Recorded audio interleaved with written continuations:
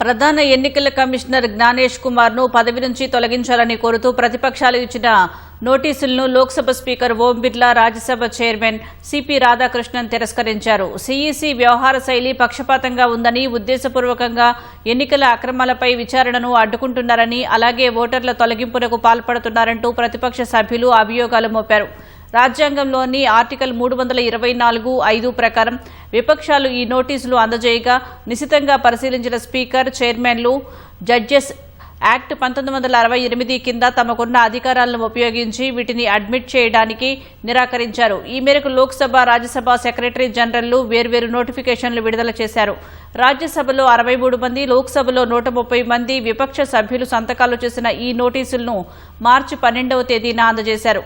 ఓటర్ల జాబితా ప్రత్యేక సవరణ ప్రక్రియలో అధికార బీజేపీకి అనుకూలంగా సిఈసి వ్యవహరిస్తున్నారని విపక్షాలు ఆరోపించాయి. అన్ని అంశాలను పరిగణలోకి తీసుకున్న తర్వాతే ఈ నోటీసులను తిరస్కరించినట్లు పార్లమెంటరీ వర్గాలు స్పష్టం చేశాయి.